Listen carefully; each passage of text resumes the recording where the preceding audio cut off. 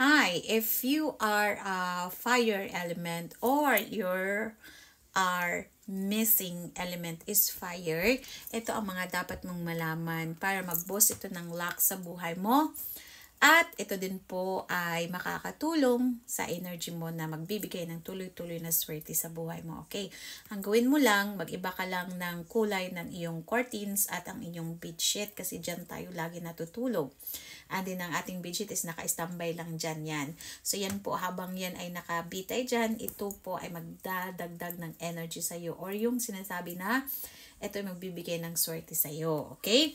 So, ang gawin mo po, ikaw po ay fire element, bawal ka din po na matulog na walang ilaw. Dapat may ilaw. At ang inyong entrance of your house ay dapat din po may ilaw. Okay? So, ang kulay din ng damit is red, pink, orange, purple, mga fuchsia, basta mga fiery red, okay?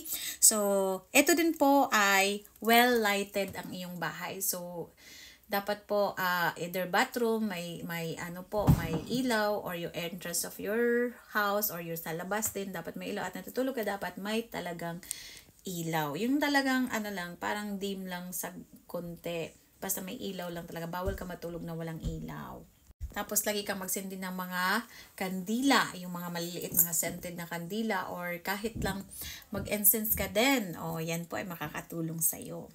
Tapos, dapat po, ikaw po ay nakatira sa mga tropical countries like Pilipinas. Okay, as I said po, kung ikaw ay fire element at ang missing element mo is fire, dapat po ito po ay ilagay mo sa iyong bahay para magbibigay ito ng energy at maraming swerte habang ikaw ay nag-negosyo, nagtatrabaho at gusto mong may makamtan sa buhay.